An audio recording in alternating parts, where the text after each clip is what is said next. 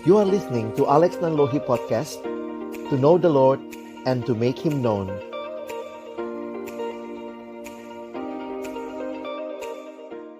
Mari kita berdoa sebelum kita membaca merenungkan firman Tuhan.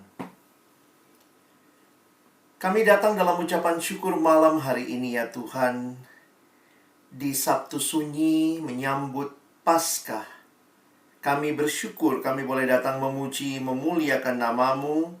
Dan kami bersyukur juga Tuhan kami dapat kesempatan untuk bersama-sama belajar akan kebenaran firman-Mu. Karena itu Tuhan kami mohon ketika kami membuka firman-Mu, bukalah juga hati kami. Jadikanlah hati kami seperti tanah yang baik. Supaya ketika benih firman Tuhan ditaburkan itu boleh sungguh-sungguh berakar, bertumbuh, dan juga berbuah nyata di dalam hidup kami. Berkati baik hamba-Mu yang menyampaikan firman, setiap kami yang mendengar. Tuhan tolonglah kami semua, agar kami bukan hanya menjadi pendengar-pendengar firman yang setia, tapi mampukan dengan kuasa, dengan pertolongan dari Roh-Mu yang kudus, kami boleh dimampukan menjadi pelaku-pelaku firman-Mu di dalam kehidupan kami, di dalam masa remaja, masa pemuda kami. Bersabdalah ya Tuhan, kami anak-anak-Mu sedia mendengarnya di dalam satu nama yang kudus, nama yang berkuasa, nama Tuhan kami Yesus Kristus. Kami menyerahkan pemberitaan firman-Mu. Amin. Silakan boleh duduk buat teman-teman di gereja. Dan bersyukur sekali lagi boleh sharing firman Tuhan pada malam hari ini. Saya bersyukur buat kesempatan ini dan nanti kita juga ada waktu untuk boleh bertanya jawab. Dan saya berharap melalui apa yang sama-sama akan kita pikirkan malam hari ini boleh menolong kita juga semakin teguh di dalam iman percaya kita kepada Tuhan. Saya sudah siapkan PowerPoint presentation juga. Jadi nanti kita akan melihat beberapa hal berkaitan dengan pemahaman dasar kekristenan ya.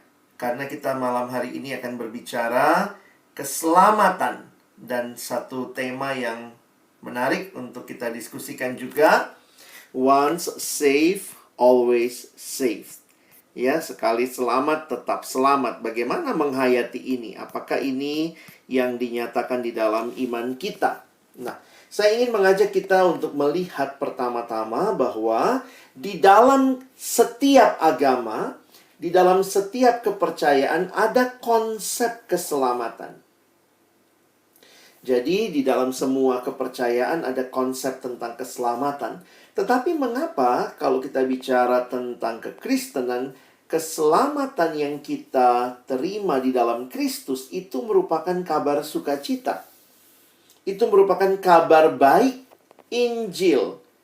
Nah, disinilah saya pikir yang sangat membedakan kekristenan dengan semua kepercayaan yang lain, bahwa kekristenan berbicara keselamatan dari perspektif yang berbeda sekali dengan apa yang dunia mengerti tentang keselamatan.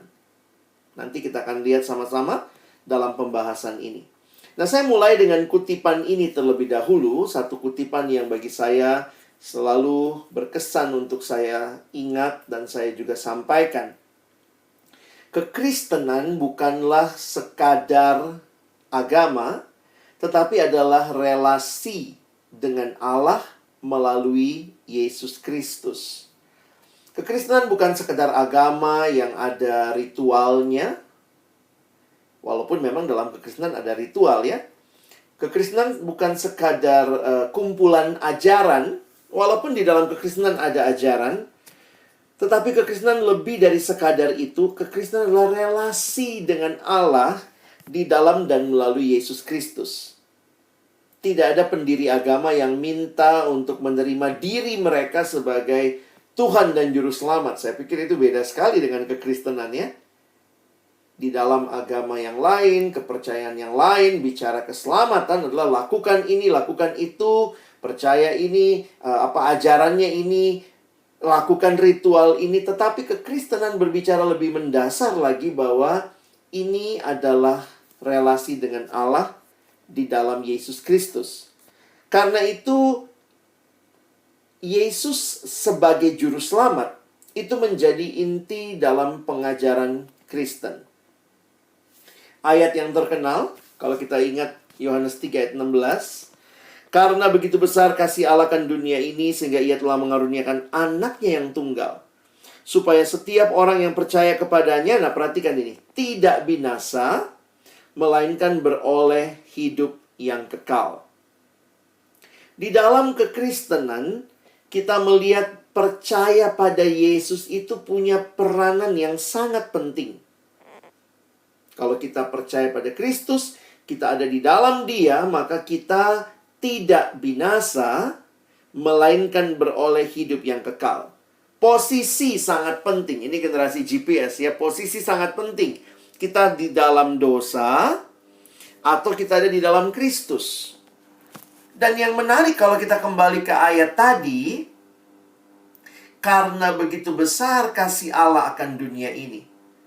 Saudara, realita hidup di dalam dosa yang berujung pada maut menjadi realita hidup manusia, tetapi karena begitu besar kasih Allah. Perhatikan, manusia dalam dosa, ujungnya maut. Tetapi karena Allah begitu mengasihi kita, Dia membebaskan kita dari maut. Dan itu Dia berikan di dalam anaknya, Yesus Kristus. Jadi secara sederhana mengerti Yohanes 3 ayat 16, kita bisa menghayati bahwa karya keselamatan itu adalah anugerah Allah semata. Bukan karena perbuatan baik kita. Jadi secara sederhana, kalau perhatikan tulisan ini, secara sederhana iman Kristen mengajarkan kita bahwa masalah mendasar manusia bukanlah moral, tapi spiritual. Kita punya masalah dengan kematian rohani, bukan sekadar moral. Jadi bukan hanya karena kita tidak bermoral, tapi kita harus ingat hidup yang bermoral saja tidak cukup menjembatani apa yang memisahkan kita dari Tuhan. Dan saya pikir disinilah perbedaan mendasar antara kekristenan dengan semua kepercayaan lain yang mengajarkan moral. Ayo hidup lebih baik, hidup lebih benar. Kekristenan juga mengajarkan itu, tetapi bukan itu sumber keselamatan. Bukan perbuatan baik kita, bukan kehidupan kita yang benar. Tetapi apa yang Yesus tawarkan kepada kita, Yesus tidak memberikan jalan untuk membuat orang jahat jadi baik semata. Tetapi Yesus memberikan jalan bagi orang yang mati boleh hidup. Jadi ini masalah spiritual. Jadi kalau kita perhatikan, mati jadi hidup itu siapa yang bisa lakukan? Keselamatan di dalam kepercayaan yang lain mungkin bicara dari hidup yang jelek jadi lebih baik. Kalau begitu manusia bisa lakukan itu. Tetapi keselamatan dalam kekristenan bicara membawa manusia yang binasa boleh hidup kekal. Jadi ini siapa yang bisa lakukan ini? Dari mati jadi hidup. Hanya mungkin dari Allah. Jadi kita mulai dengan keyakinan bahwa keselamatan bersumber dari Allah. Jadi kalau memang kita mencoba menjawab ya tema kita, sekali selamat tetap selamat. Kenapa? Karena memang keselamatan itu sumbernya dari Allah. Kalau Allah berikan, ya kita menerimanya di dalam iman percaya kepada Kristus. Jadi sumber keselamatannya itu dari Allah. Dan karena itu, ya jadi pertanyaan, jaminannya apa? Apa yang jadi dasar bagi jaminan bahwa kita pasti selamat? Jaminan keselamatan kita apa? Di mana kita mengatakan sekali selamat tetap selamat. Nah, saya melihat bagian ayat Alkitab yang bisa kita renungkan.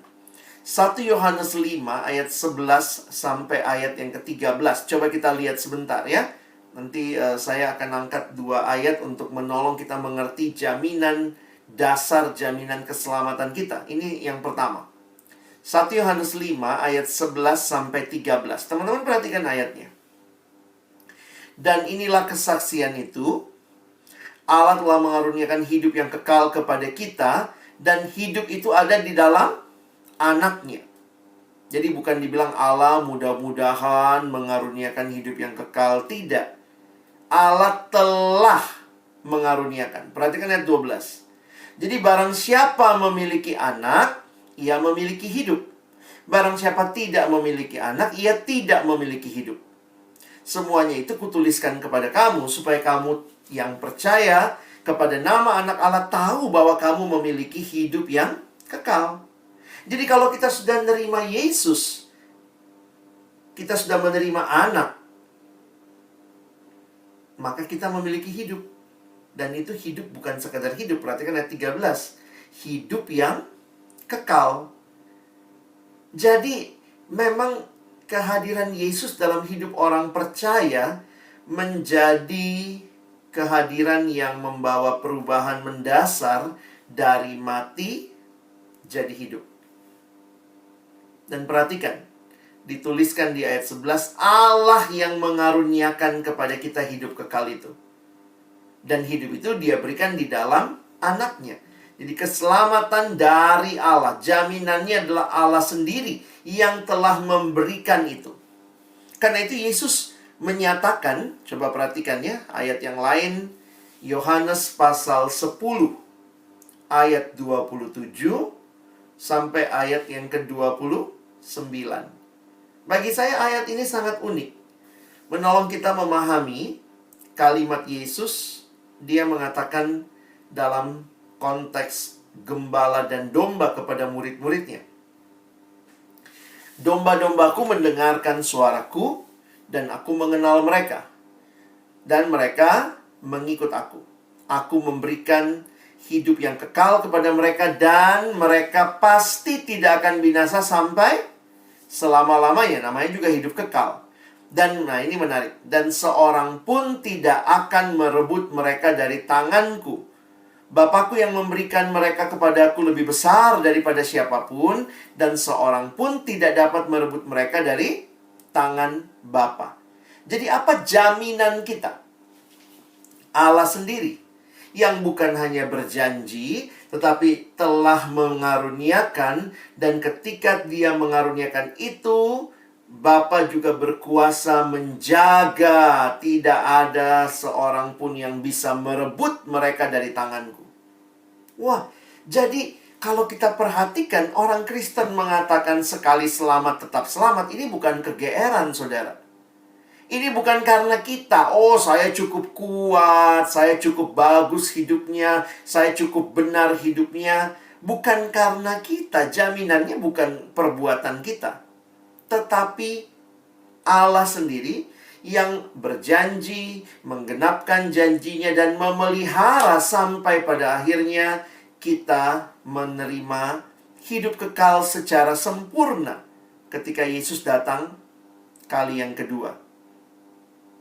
Dalam satu lagu di buku Kidung Jemaat dikatakan, namun ku tahu yang ku percaya, dan aku yakin kan kuasanya. Bukan kekuatan kita, tapi kuasa Allah. Perhatikan kalimat selanjutnya dalam lagu itu.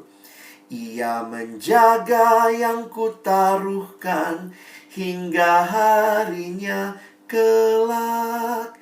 Jadi kita percaya keselamatan itu pasti, bukan mudah-mudahan. Keselamatan itu genap di dalam Kristus. Dan itu kita akan terima karena Allah sendiri yang berjanji. Nah, ini luar biasa. Nah, ada hal yang perlu kita pahami. Ada yang bilang enak banget ya, orang Kristen katanya pasti selamat. Jadi keselamatannya orang Kristen gratis. Betul. Keselamatan kita gratis. Tapi perhatikan, keselamatan kita gratis, Allah sudah berikan kepada kita, tetapi keselamatan kita bukan gratisan. Beda ya. Contoh, saya beli misalnya, saya beli saya beli mobil yang mahal. Anggaplah saya beli mobil harga 500 juta. Lalu saya kasih sama saudara. Karena mungkin saya lihat saudara butuh gitu ya. Wah, saya kasih lah mobil. Saya bilang, wah ini mobil untuk semua, silakan kamu pakai. Wah, gratis? Iya, gratis. Saya kasihnya gratis. Mobil 500 juta gratis, gratis. Harus bayar sesuatu nggak? Nggak mesti. Ini benar-benar gratis. Saudara terima mobil itu, dan itu jadi milikmu. Saudara terima mobil itu gratis. Tapi jangan lupa, nggak gratisan. Siapa yang bayar 500 jutanya? Saya. Wah, nggak punya duit saya. Tapi ya, dalam ilustrasi ini, itu kamu terima dengan gratis, tapi nggak gratisan karena ada yang bayarkan buat kita. Nah, ilustrasi ini yang coba dijelaskan oleh Paulus waktu dia menulis kitab Roma. Jadi ketika Paulus menjelaskan bahwa keselamatan itu ada di dalam Kristus, cukup menerima Yesus, percaya pada Dia, kita dapat hidup yang kekal. Wow, mungkin orang bilang enak banget ya jadi orang Kristen, gratis keselamatannya. Tapi Paulus mau katakan, ingat ya, bukan gratisan. Paulus menuliskan Roma pasal 3 ayat 23-28. Ada dua bagian yang saya ingin kita perhatikan. Kita lihat dulu ayat 23-26. Lalu nanti kita lihat ayat 27 dan 28. Perhatikan bagaimana caranya Paulus menjelaskan. Waktu Paulus menjelaskan keselamatan, dia menggunakan 3 istilah di ayat-ayat ini. Dan ini istilah yang menarik ya. Dia pakai istilah penebusan. Itu muncul di Roma 3 ayat 24. Dia pakai istilah jalan pendamaian.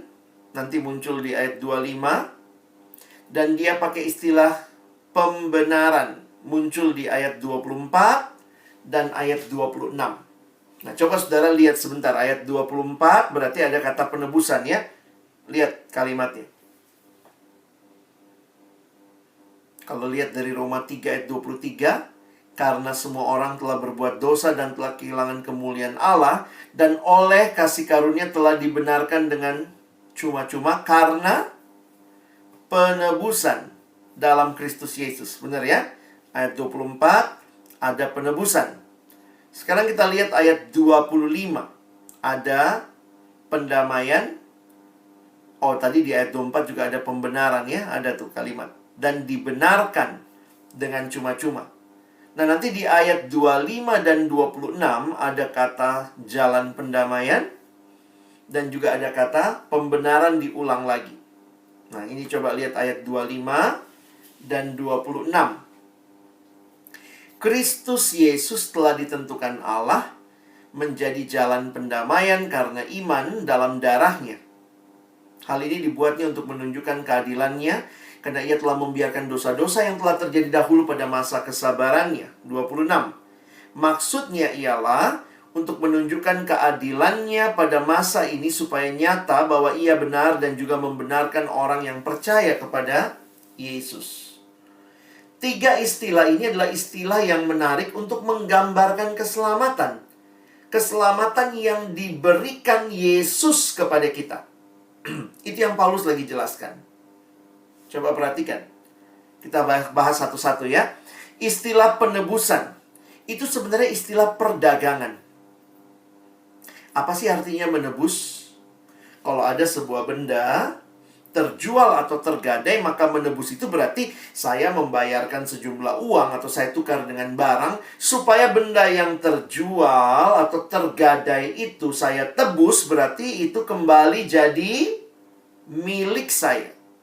Milik yang menebus. Perhatikan kalimat ini.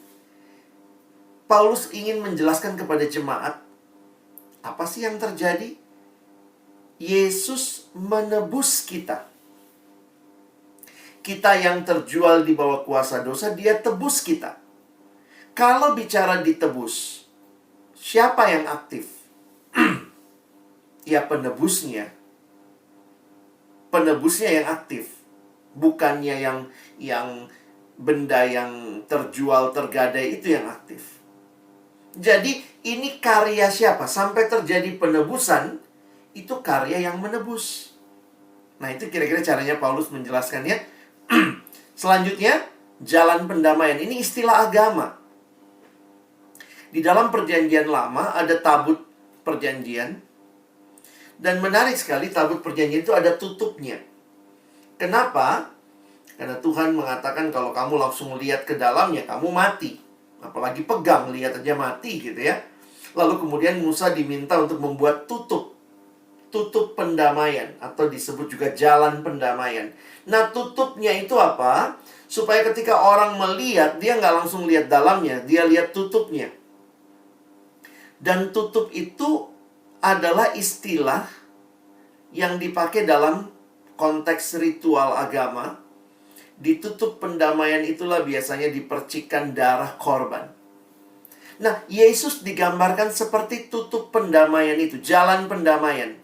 Sebenarnya kalau Allah lihat manusia, kita manusia yang berdosa dilihat oleh Allah langsung, ya mati kita.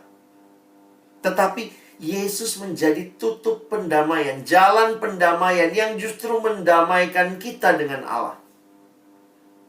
Nah, ini karya siapa? Karya Yesus. Bukan karya kita. Jalan pendamaian, ya dia jadi jalan pendamaian buat kita. Istilah ketiga, pembenaran. Ini istilah pengadilan, hukum. Pembenaran itu misalnya ketika hakim mengatakan orang ini benar, diketok palu tak gitu ya. Maka orang itu benar, dibenarkan. Jadi gambarannya, Yesus itu membenarkan kita. Allah membenarkan kita di dalam Yesus. Makanya kalau perhatikan tiga istilah ini coba dijelaskan dalam sebuah gambar oleh seorang bernama Bapak James Montgomery Boyce. Dia menggambarkan yang namanya segitiga keselamatan. Nah, perhatikan ya. Paling atas ada Allah, Yesus, dan orang Kristen. Perhatikan panahnya. Yesus menebus kita, orang Kristen. Yesus kepada Allah menjadi jalan pendamaian kita. Sehingga Allah membenarkan kita. Saudara bisa ikuti?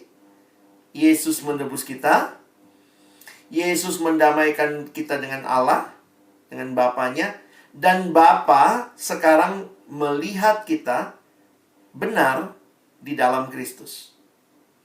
Sehingga perhatikan, orang Kristen tidak melakukan apa-apa sebenarnya. Yang melakukan semua ini adalah Allah yang membenarkan kita, menebus kita, mendamaikan kita. Perhatikan, semua itu inisiatifnya Allah melalui anaknya, Yesus Kristus. Jadi kalau perhatikan, keselamatan itu apa? Kalau kita pahami, keselamatan itu bukan apa yang saya lakukan bagi Tuhan, tetapi kekristenan bicara apa yang Kristus lakukan bagi kita. Karena itu perhatikan kalimatnya. Nah, sekarang saya masuk ke Roma 3. Kita sekarang lihat ayat 27 dan 28. Jika demikian, apakah dasarnya untuk bermegah? Tidak ada. Wah, ini menarik nih, Paulus bilang. Kalau kamu ditebus oleh Yesus, dibenarkan oleh Yesus, didamaikan juga oleh karya Kristus, lalu bagianmu apa? Mau sombong-sombongan? Wih, aku selamat. Paulus bilang, apa dasarnya untuk bermegah? Tidak ada. Berdasarkan apa? Perbuatan. Yang mana perbuatannya? Tidak, kata Paulus. Melainkan berdasarkan iman. Iman itu artinya apa? Percaya. Karena kami yakin bahwa manusia dibenarkan karena percaya, karena iman, dan bukan karena melakukan hukum Taurat. Nah, jadi ini sangat menarik. Keselamatan bagi dalam kekristenan bukan karena usaha manusia. Bukan karena perbuatan baik kita. Oh, mungkin kita langsung nanya. Jadi kalau Kristen, di mana letaknya perbuatan baik? Nah, ini jelas. Perbuatan baik bukan syarat keselamatan, tetapi respon. Jadi orang Kristen harus berbuat baik nggak? Harus. Tetapi bukan supaya selamat. Justru karena sudah selamat. Makanya kesimpulannya seperti ini. Kita diselamatkan bukan karena melakukan perbuatan baik, tetapi kita diselamatkan justru untuk berbuat baik. Jadi jangan bilang kita nggak perlu berbuat baik, tidak. Tapi perbuatan baik ada tempatnya. Sebagai respon, bukan sebagai syarat. Karena itu keselamatan always produce works. Tetapi works never produce salvation. Jadi coba ingat lagi kalimat tadi ya. Keselamatan itu sumbernya dari Allah. Dan karena itu Allah yang berinisiatif, Allah yang membayar lunas, kita terimanya gratis, kita cukup percaya. Gratis, percaya itu kan iya, saya percaya. Tetapi itu bukan gratisan. Sekali lagi Paulus mengingatkan, kamu itu dan saya telah dibayar lunas. Siapa yang bayar? Bukan kamu, bukan saya, tapi Kristus. 1 Petrus 1 ayat 18 dan 19, Petrus berkata, sebab kamu tahu bahwa kamu telah ditebus dari cara hidupmu yang sia-sia, yang kamu warisi dari nenek moyangmu itu bukan dengan barang yang fana, bukan pula dengan perak atau emas, melainkan dengan darah yang mahal, yaitu darah Kristus, yang sama dengan darah anak domba yang tak bernoda dan tak bercacat. Jadi, keselamatan kita pasti, ya pasti. Kenapa? Kristus yang membayarnya. Nah, jadi ini jadi pemahaman penting buat kita di dalam memahami iman Kristen kita. Nah, mungkin sekarang orang jadi bertanya, asik banget dong orang Kristen. Kalau dia diselamatkan, sekali selamat tetap selamat. Lalu bagaimana nih kalau dia kembali jatuh dalam dosa? Karena realitanya, sesudah engkau dan saya diselamatkan, masih bisa berdosa nggak? Masih ya. Oh, saya udah terima Yesus, tapi masih mungkin berdosa? Masih mungkin. Lalu bagaimana menghayatinya? Kalau saya jatuh dalam dosa, kira-kira status saya bagaimana nih? Karena iblis sang pendakwa ini selalu mendakwa status kita. Begitu kita jatuh dalam dosa, biasanya iblis bilang, Tuhan udah buang kamu. Udahlah, Tuhan gak peduli lagi sama kamu. Katanya kamu anak Tuhan.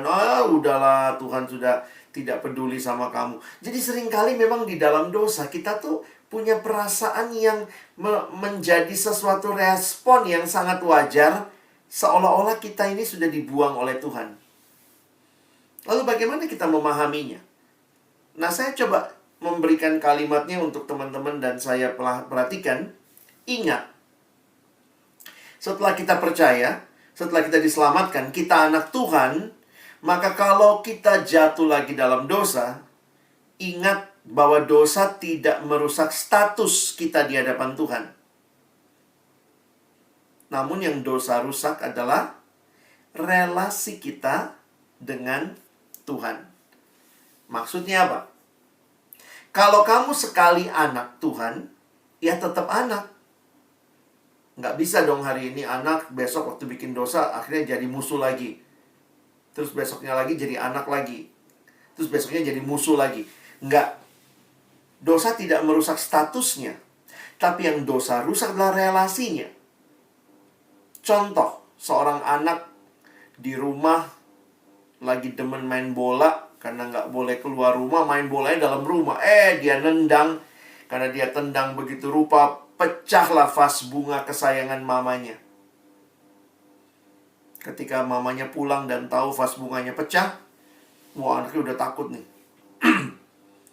Anaknya takut. Relasinya, dia takut nanti mamanya marah, dia takut nanti nggak dapat uang jajan, dia takut akan diusir dari rumah. Jadi sebenarnya yang rusak tuh relasinya. Relasi yang tadinya indah mungkin sekarang penuh ketakutan. Tetapi apakah dia bukan anak? Ya nggak bisa, dia tetap anak. Statusnya nggak berubah. Jadi ketika engkau dan saya jatuh lagi ke dalam dosa, setelah kita diselamatkan dan itu realita yang masih mungkin kita alami, maka yang kita harus perbaiki itu bukan statusnya, tapi relasinya. Karena itu Rasul Yohanes mengingatkan di 1 Yohanes 1 ayat 9, Kalau kamu berdosa, setelah kamu selamat, perbaiki relasinya. Gimana caranya? Ngaku dosa. Jadi kadang-kadang kalau saya lihat ya di dalam gereja kan kita masih ada pengakuan dosa, yaitu menunjukkan bahwa statusnya nggak rusak. Yang rusak tuh relasinya. Lihat kalimat 1 Yohanes. Jika kita mengaku dosa kita, maka ialah setia dan adil, sehingga ia akan mengampuni segala dosa kita dan menyucikan kita dari segala kejahatan. Jadi perhatikan, kalau lihat seperti ini, maka ingat baik-baik.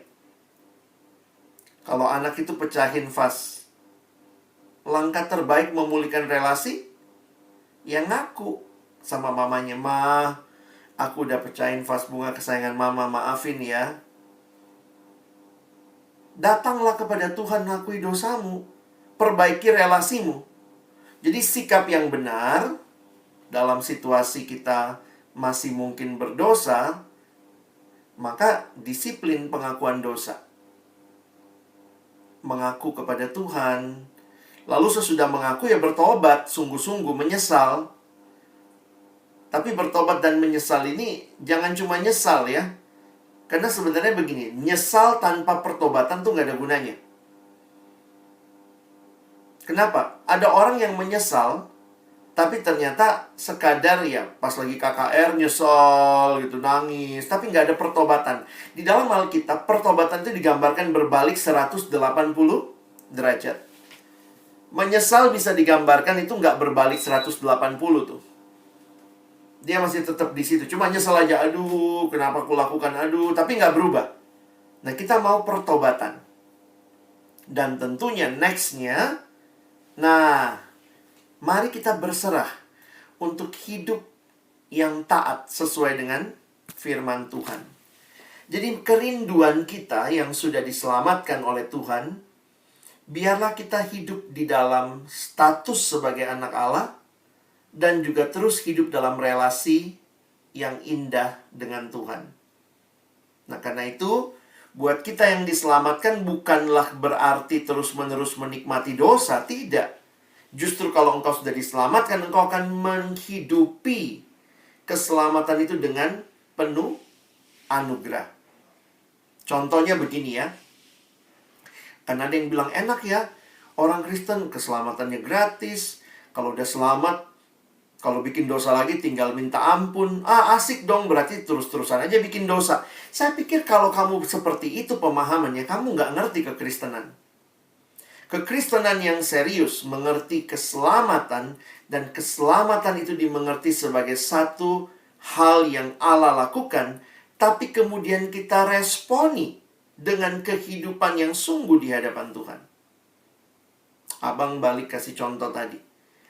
Kalau seandainya kamu bilang sama mama, Mama, saya pecahin vas bunga. Terus mamanya bilang, iya deh, kamu tetap anak mama, potong uang jajan gitu ya. Kamu udah potong uang jajan, terus kamu bilang, oh, Ma, tetap anak nih. Iya. Bikin dosa tetap anak. Iya. Karena memang kamu anak mama, tapi kamu harus tanggung konsekuensinya. Bayar tuh. Cicil.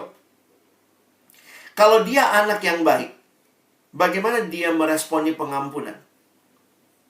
Oh, pecahin vas diampuni, mah. Wah, kalau gitu saya mau pecahin televisi, saya mau pecahin kulkas, saya mau pecahin laptop. Kalau dia seperti itu, dia anak yang nggak ngerti pengampunan. Karena orang yang diampuni harusnya tidak terus-menerus menikmati dosa. Jadi kalau ada yang bilang, enak ya orang Kristen ya, apa-apa tinggal minta ampun, apa-apa tinggal minta ampun. Asik dong bikin dosa lagi. Kamu nggak ngerti kekristenan. Karena kekristenan yang sejati, ketika diampuni, seharusnya responnya adalah tidak lagi terus-menerus hidup di dalam dosa. Jadi kiranya pemahaman ini menolong teman-teman bisa mengerti keselamatan dan meresponinya. Slogan Once saved, always saved bukanlah satu surat izin. Wah, saya pasti selamat nih. Kalau gitu rajin-rajin aja bikin dosa. No. Once saved, always saved menolong kita semakin bersyukur kepada anugerah, atas anugerah Allah, dan semakin rindu meresponinya dengan hidup dalam kebenaran. Amin. Nah, itu yang saya bisa sampaikan. Silahkan kalau ada waktu kita bisa diskusi.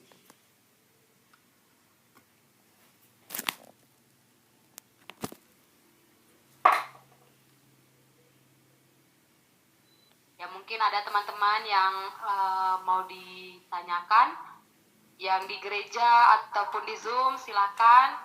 Waktu dan tempat saya persilakan.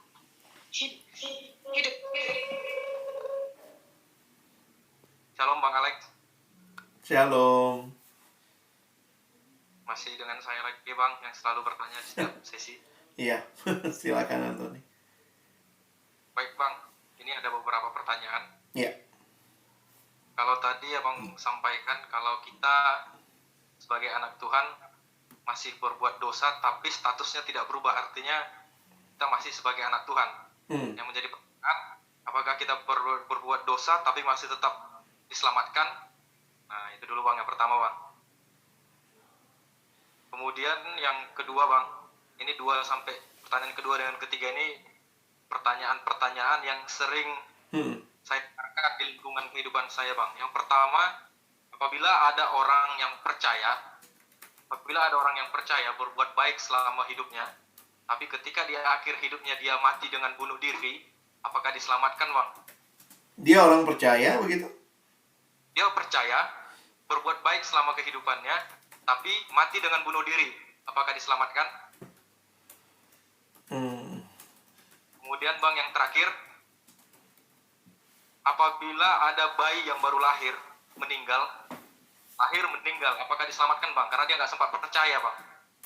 Iya. Oke Bang, itu dulu Bang, terima kasih.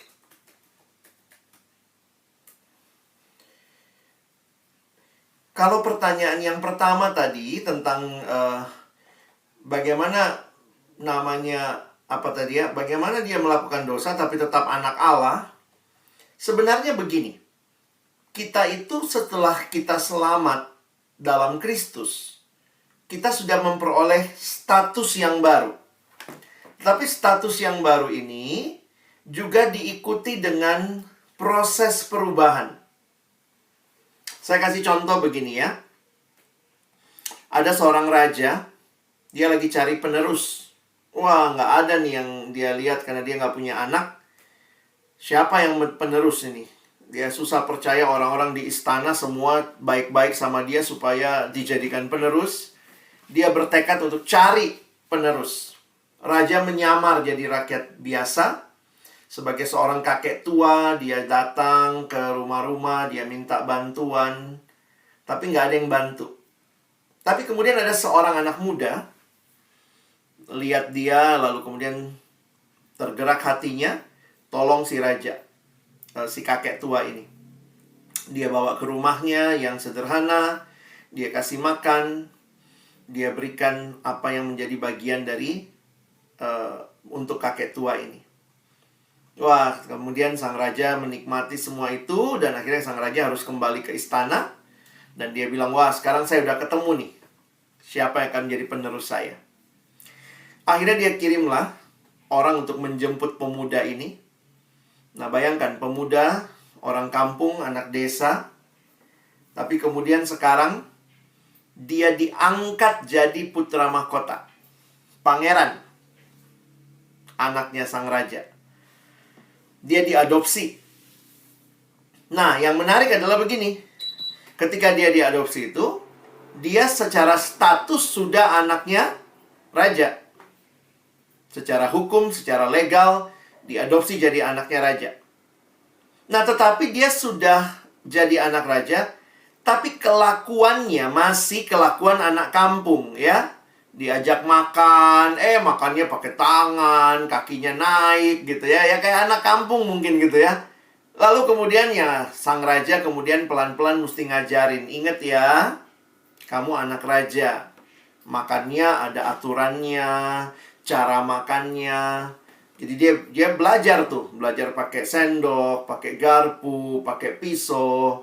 Kadang-kadang masih dia makan lagi pakai tangan gitu ya. Jadi begini, kalau dosa itu kita gambarkan seperti hidup yang lama, Waktu kita sudah dalam Kristus, hidup baru, kita sudah anak Tuhan. Dan kita sedang terus bergumul, bergerak maju, menghidupi status anak Tuhan yang kita sudah dapat. Begitu kita jatuh dalam dosa, kita kayak lakukan lagi gitu. Wah, makan pakai tangan lagi. Udah, balik lagi. Jadi, jatuh dalam dosa bukan menjadikan kita bukan anak Allah. Tapi itu menunjukkan kita sedang dalam proses bertumbuh. Makin serupa dengan Kristus. Jadi saya tidak setuju kalau dikatakan, dia masih berdosa, dia berdosa berarti dia bukan anak Allah. Karena bukan begitu konsepnya. Kekristenan mengingatkan bahwa kita sedang terus bertumbuh. Dan dalam pertumbuhan itu kita mungkin mengalami kegagalan, kejatuhan dalam dosa. Tapi prosesnya, kita sedang terus bertumbuh, menghidupi status itu. Jadi ketika sang putra mahkota kadang-kadang kembali tuh hidup lamanya. Kaki naik ke atas meja. Terus raja cuman ingetin. Ingat ya, kamu anak raja. Ingat ya, kamu anak raja. Saya selalu membayangkan ilustrasi ini dan membayangkan setiap kali saya mau balik lagi dalam hidup yang lama. Tuhan seperti bilang, Alex, ingat ya, kamu anakku. Ayo hidup seperti statusmu. Jangan hidup seperti hidupmu yang lama. Jadi, dosa ada dalam hidup anak raja, anak Tuhan. Tetapi dosa itu bukan sesuatu yang harusnya kita hidupi. Karena itu kita harus terus bertumbuh, menghidupi status kita sebagai anak raja. Mungkin itu ya. Sorry, penjelasannya jadi panjang, tapi kira-kira seperti itu. Dua pertanyaan berikutnya, izinkan saya kasih prinsipnya. Keselamatan itu hanya ada di dalam Kristus. Dan keselamatan itu kita terima dengan percaya pada Kristus. Bagaimana dengan orang yang bunuh diri? Saya harus katakan, dalam keterbatasan saya memahami semua hal, saya cuma bisa bilang begini. Kalau dia percaya Yesus, dia pasti masuk surga. Nah, mungkin kalian bisa balik. Apakah orang yang percaya Yesus bisa bunuh diri?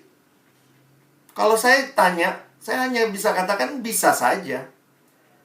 Cara mati seseorang tidak menentukan kemana akhir hidupnya. Karena akhir hidup seseorang, apakah dia masuk surga atau tidak, itu ditentukan bukan dari cara matinya. Kalau dia matinya begini, ini surga nih. Ini cara matinya begini, neraka nih. Enggak. Masuk ke surga atau neraka bukan tergantung cara matinya. Tetapi tergantung dia percaya pada Yesus atau tidak. Dalam sebuah penjelasan psikologis ya, saya sadar betul penjelasan pasti ada keterbatasan. Ada orang yang sudah sungguh-sungguh percaya pada Kristus, tapi dalam kelemahan pergumulan, mungkin depresi, psikologisnya terganggu, mungkin bunuh diri. Jadi kalau kita coba menghayati bahwa dalam pergumulan yang berat, untuk orang-orang dalam kelemahan jiwanya begitu ya, bunuh diri bisa jadi opsi. Nah, kita mesti bisa tetap memisahkan. Makanya bagi kami hamba Tuhan, kalau misalnya melayani ada jemaat yang bunuh diri atau apa, bagaimana khotbahnya? Ya kita tidak bisa jadi Tuhan. Kita hanya bisa mengatakan, kalau dia percaya Yesus, dia pasti saat ini ada di surga bersama Tuhan. Jadi ini juga menolong kita untuk tidak buru-buru menghakimi kehidupan orang lain, tetapi memastikan bahwa kita sendiri sungguh-sungguh percaya pada Yesus. Ya, jadi saya pikir secara pastoral pesannya seperti itu. Masih ingat penjahat yang di samping Yesus?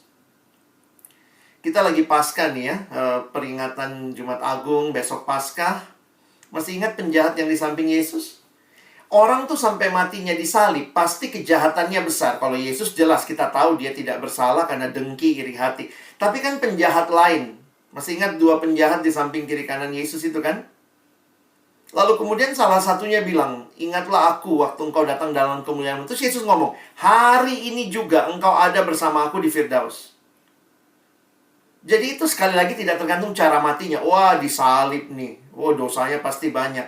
Tetapi kehidupan yang percaya pada Yesus itu menjadikan seorang itu selamat. Nah, bagaimana dengan bayi yang baru lahir? Lalu dia meninggal. Secara pastoral dalam pelayanan, kita hanya bisa mengatakan Tuhan tahu tempat terbaik buat anak itu. Jadi jangan menjadi Tuhan yang memastikan atau tidak. Karena kita tetap meyakini keselamatan ada di dalam Kristus. Gereja sendiri punya 3 pandangan utama. Ada yang bilang tergantung iman orang tuanya. Ada yang mengatakan begitu. Ya, kalau orang tuanya orang percaya, maka anaknya yang lahir ya otomatis katanya ya pasti percaya. Ada yang bilang enggak begitu. Yang kedua dia bilang enggak. Semua manusia yang lahir ada dalam dosa. Berarti bayi yang baru lahir pun ada dalam dosa. Kalau dia mati sebelum kenal Yesus ya pasti ke neraka. Kira-kira begitu. Jadi yang satu bilang pasti selamat, satu bilang enggak gitu ya. Nah, tapi bagi saya lebih setuju pandangan ketiga. Keselamatan hanya ada dalam Kristus. Tetapi bagi bayi yang belum bisa mengaku percaya, baru lahir langsung meninggal, maka penjelasan teologisnya adalah Tuhan tahu tempat yang terbaik untuk bayi itu. Jangan berusaha jadi Tuhan dengan menerka-nerka. Dia kayaknya kesini nih, kayaknya nggak kesini, kayaknya kesini. Nggak. Sebaiknya untuk hal-hal yang memang tidak jelas, kita perlu rendah hati dan berkata, kita nggak tahu. Tapi yang saya tahu, Tuhan pasti tahu tempat terbaik untuk anak ini. Dan kalau hari ini kita misalnya ya, sebagai orang percaya memakamkan dia secara Kristen, maka kita menghayati bahwa Allah kita adalah Allah yang berkenan memberikan anugerahnya di dalam caranya bagi keluarga orang-orang percaya. Jadi ya kadang memang tidak semua hal Tuhan izinkan kita tahu ya. Jadi saya harap kita bisa pakai prinsip-prinsip itu untuk ya melayani juga ya. Termasuk kalau misalnya ada yang bunuh diri atau apa, atau ada yang baru meninggal. Kita jangan buru-buru bilang, wah ini cara ini pasti surga neraka. Kita bukan Tuhan ya. Kita hanya tahu prinsip utamanya, kalau dia percaya Yesus, dia pasti ada di surga. Mungkin itu dulu.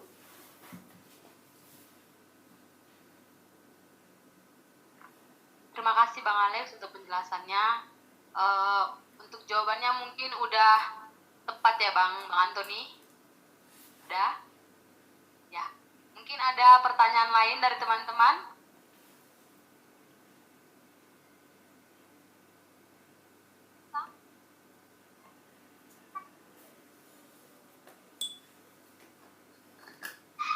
Ada lagi yang mau bertanya? Dedi?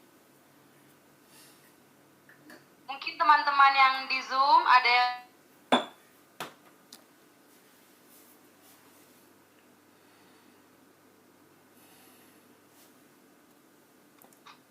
Ya, shalom.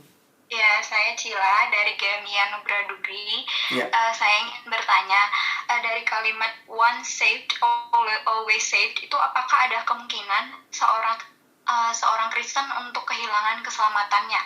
Lalu, pada perjanjian lama kan Allah menuntut untuk memberikan persembahan atau mengorbankan hewan atau binatang. Nah, apakah hal ini ada kaitannya dengan upaya memperoleh keselamatan atau pengampunan? Itu aja. Boleh saya tanya kepada Sila? Iya, boleh. Cila, kira-kira kalau ditanya ya, kalau kita balik, hal apa yang bisa memungkinkan orang itu kehilangan keselamatannya? Kan tadi pertanyaannya, mungkin nggak hilang keselamatannya? Kalau saya tanya, kira-kira hal apa yang bisa memungkinkan orang hilang keselamatannya? Oke. Kan tadi saya ada lihat di PowerPoint itu, Abang ada bilang dosa tidak merusak status kita di hadapan Tuhan, namun dosa merusak relasi kita dengan Tuhan. Nah, kehilangan keselamatan di sini kan tadi berarti adanya dosa itu kan yang merusak relasinya. Berarti ketika seseorang sudah merusak relasinya, berarti otomatis keselamatan itu udah nggak ada di tangan dia. Apakah begitu, Prin? Mungkin saya harus ingatkan kali ya, bahwa statusnya itu dikaitkan dengan keselamatan. Jadi keselamatan itu status yang tidak berubah. Sekali selamat, tetap selamat. Statusnya tidak berubah. Lalu bagaimana melihat realita dosa? Dosa itu tidak menghilangkan keselamatannya. Tetapi dosa itu merusak relasi. Karena di dalam relasi dengan Tuhan, kalau kita, jadi ya balik lagi ya, kalau keselamatan itu adalah kamu anak Allah. Sekali anak Allah, pasti tetap anak Allah. Nggak ada edisi revisi. Lalu, masa anak Allah bikin dosa? Oh, kalau begitu masalahnya bukan anak Allahnya. Tetap anak Allahnya, tapi kamu anak Allah yang lagi berproses, dan karena itu kamu mesti bereskan relasi yang tidak benar itu. Misalnya lagi melakukan dosa, maka kita mesti mengaku dosa, kita mesti bertobat sungguh-sungguh, menyesal untuk tidak lakukan itu. Jadi kalau ditanya pertanyaanmu, apakah keselamatan bisa hilang karena dosa? Tidak. Karena keselamatan itu Tuhan yang kasih di dalam karya Kristus. Kalau kita menerima Dia, kalimatnya tadi, kalau kamu menerima anak, maka kamu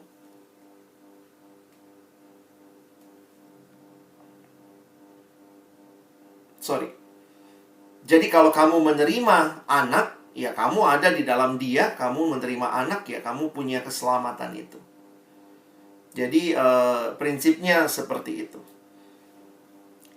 Pertanyaan keduanya tadi apa ya, Dek? Saya agak miss tadi, sorry. Kalau di perjanjian lama Oh, itu perjanjian ada lama. persembahan atau mengorbankan hewan atau binatang, apakah ini ada hal kaitannya dengan upaya memperoleh keselamatan atau pengampunan? Iya. Di dalam perjanjian lama, Tuhan memberikan kita sebuah pola sebenarnya, sebuah pattern, bahwa untuk keselamatan harus ada pengorbanan. Atau kalau pakai bahasa yang lain lagi ya, harus ada darah yang tercurah. Nah, bagaimana mengerti ini buat kita orang percaya? Sebenarnya di dalam perjanjian lama sendiri itu menunjuk kepada penggenapan yang ada dan terjadi, digenapkan dengan sempurna dalam Yesus Kristus. Jadi sekali lagi, cara melihatnya ya, nanti coba baca kitab Ibrani. Kitab Ibrani bilang begini, kenapa kita disuruh persembahkan korban? Lalu dikatakan, waktu kita datang persembahkan kurban ya, setiap orang Yahudi maksudnya waktu itu ya, di perjanjian lama. Lalu kalimatnya, bahwa ketika dia datang lagi mempersembahkan, berarti kan tidak ada korban yang sudah menyelesaikan semuanya. Jadi ketika dia datang berulang kali menunjukkan bahwa korban yang sebelumnya tidak bisa menyelesaikan yang masalah yang baru lagi.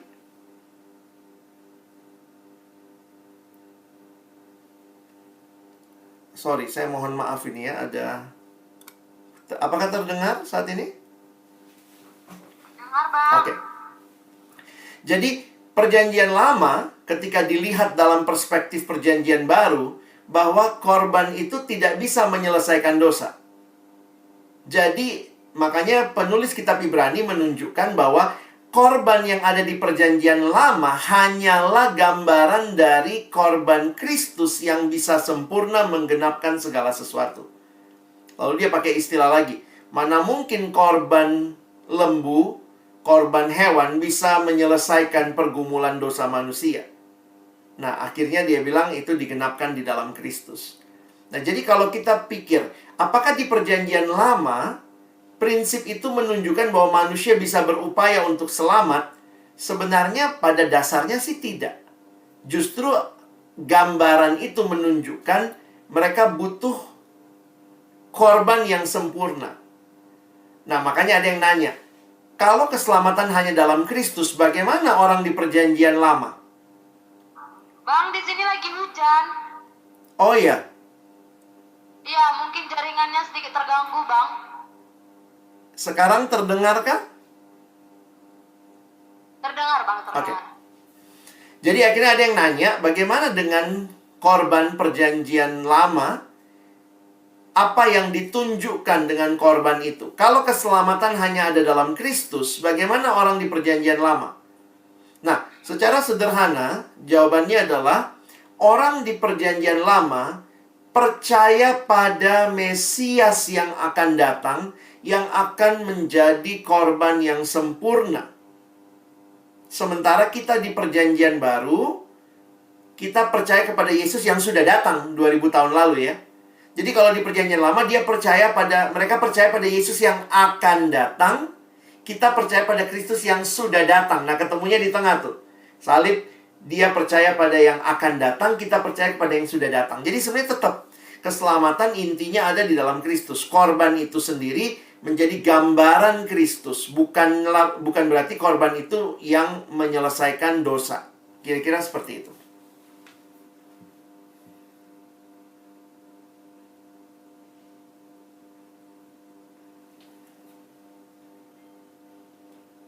Halo? Ya. Masih Bang, kedengaran nggak suara Yosi di sana, Bang? kedengeran?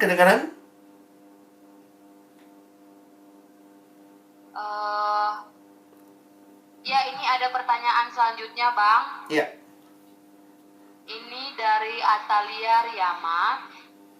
Shalom, Pak. Saya ingin bertanya, kalau dosa tidak menghilangkan keselamatan, kenapa Adam dan Hawa diusir dari Taman Eden? Dan mengapa Tuhan Yesus harus menembus dosa manusia agar manusia selamat? Oke. Satu lagi ya, Bang, ada pertanyaan.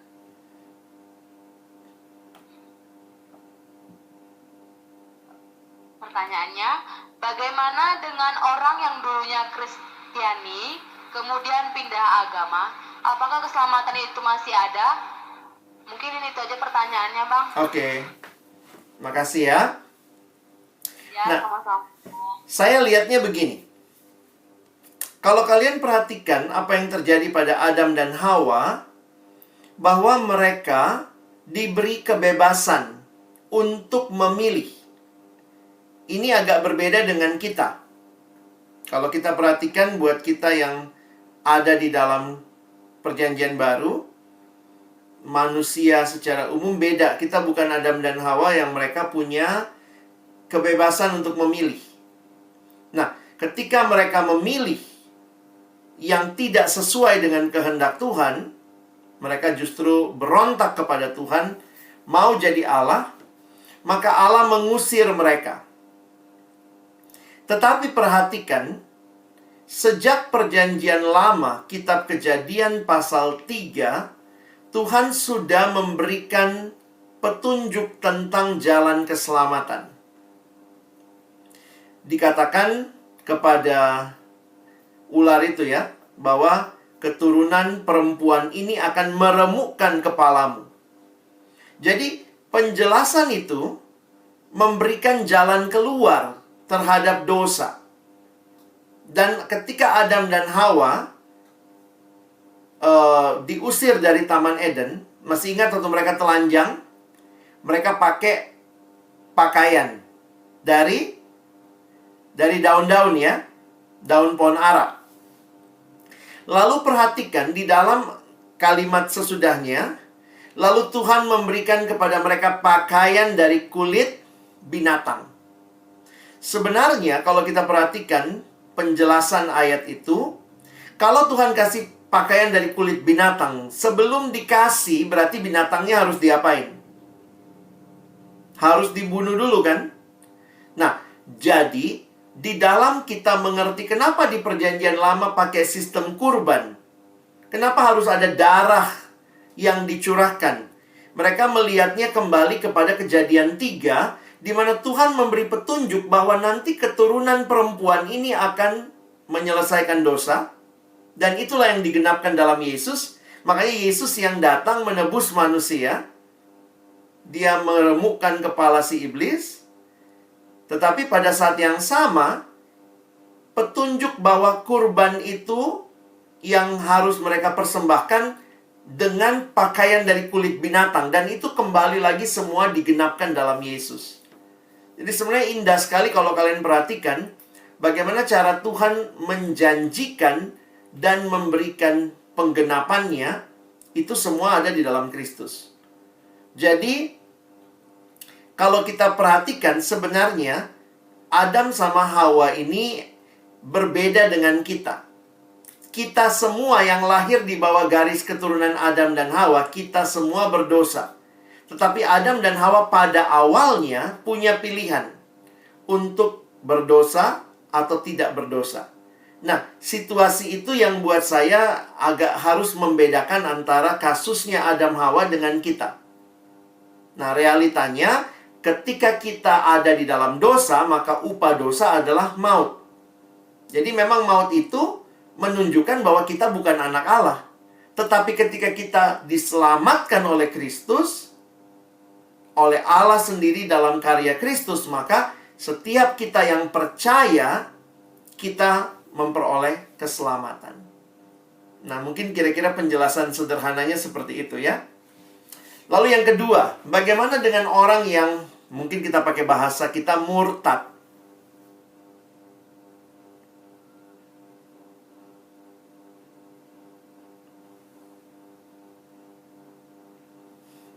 Bisa terdengar lagi? Mungkin ini cuaca ya. Baik. Yang kedua, bagaimana dengan mereka yang murtad? Secara sederhana saya harus katakan begini. Kita bukan Tuhan, jadi jangan sekali-kali juga dengan gampangnya mengatakan ini selamat nggak selamat. Saya melihatnya begini. Setiap orang sedang ada dalam perjalanan rohani dan sebelum dia menghembuskan nafas terakhir, perjalanan hidupnya belum selesai. Jadi kalau saya lihat ada yang pindah agama, bagaimana sikap kita? Tentu kita sedih ya. Gereja pun biasanya memberikan peringatan. Tetapi tujuannya adalah apa? Supaya dia balik. Karena itu kita terus harus jangkau dia sebenarnya. Kita harus berjuang untuk dalam anugerah Tuhan dia bisa kembali kepada Tuhan. Nah, kita nggak tahu itu. Itu semua misteri ilahi yang bagi saya begini. Kita jadilah orang yang terus mendoakan. Dan pada akhirnya, mana tahu. 5 menit sebelum dia meninggal, dia balik. Lalu dia dimakamkan dengan agama tertentu. Kira-kira menurut teman-teman dia masuk mana? Bukan bergantung kepada dia dimakamkan cara apa, tapi sangat bergantung kepada dia sungguh-sungguh percaya Yesus atau tidak. Jadi, menghadapi orang yang pindah agama, sebelum dia mati, selalu ingat untuk tetap berdoa. Kalau kita, apalagi kalau itu keluarga kita ya, kita minta Tuhan menyatakan kuasanya, Tuhan ingatkan dia kepada firman yang pernah dia dengar. Dan ya sama seperti penjahat di samping Yesus ya, 5 menit misalnya, atau sebelum dia mati, Yesus ingatlah aku waktu engkau datang. Lalu dia percaya sama Yesus. Kemana dia? Ya ke surga. Karena keselamatan kita tergantung kepada karunia Allah. Dan perjalanan iman kita itu nanti akan, kita akan lewati lah ya. Sehingga selalu belajar untuk tidak buru-buru menghakimi, tapi belajar untuk terus mendoakan. Dan kalau ada kesempatan, selalu ingatkan dia untuk kembali kepada Tuhan. Nah, bagaimana nanti nasib akhirnya dia ya? Tunggu, itu urusannya Tuhan sama dia ya. Tapi selama kita hidup sebagai gereja anak Tuhan, tugas kita adalah terus membawa dia untuk kembali kepada Tuhan. Kalau dia nggak respon bagaimana? Ya itu urusan dia. Tapi jangan memusuhi. Kita bisa tegas, saya nggak setuju keputusanmu, tetapi saya tetap mau jadi sahabatmu. Kenapa? Saya merindukan, saya mendoakan kamu kembali kepada Tuhan. Saya pikir harusnya begitu sikap kita. Thank you.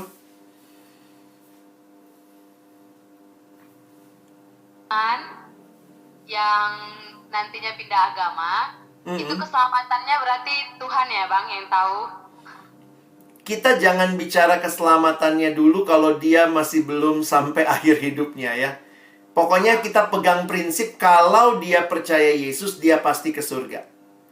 Ya. Tapi memang kalau gereja harus punya ketegasan ya. Misalnya dia kena, kalau ada istilah siasat gereja, disiplin gereja. Tapi ingat, tujuannya adalah supaya membawa dia balik. Ya, ya. Mungkin ada masukan dari teman-teman yang di gereja. Baik, mari kita menutup di dalam doa. Tuhan, terima kasih banyak karena keselamatan kekal yang Kau karuniakan di dalam karya anak-Mu Yesus Kristus. Itulah yang juga sedang kami peringati melalui Jumat Agung dan juga Paskah yang akan besok kami masuki bersama. Terima kasih Tuhan, karena karya yang agung itu kami diselamatkan dan itu sesuatu yang pasti. Setiap kami yang buka hati terima Yesus, maka keselamatan itu menjadi bagian kami, hidup kekal menjadi bagian kami. Dan kami terus berdoa dalam menjalani hari-hari hidup kami bersama Tuhan. Tolong kami untuk terus membangun relasi yang indah dengan Tuhan, menghidupi status kami sebagai anak-anak-Mu.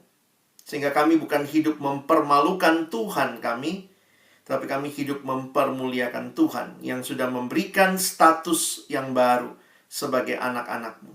Terima kasih Tuhan. Terima kasih buat seminar kami, webinar kami malam hari ini. Biarlah apa yang kami pahami, kami terima, boleh juga kami hidupi sebagai anak-anak-Mu. Kami bersyukur. Dalam nama Yesus kami berdoa dan menutup seminar kami. Amin.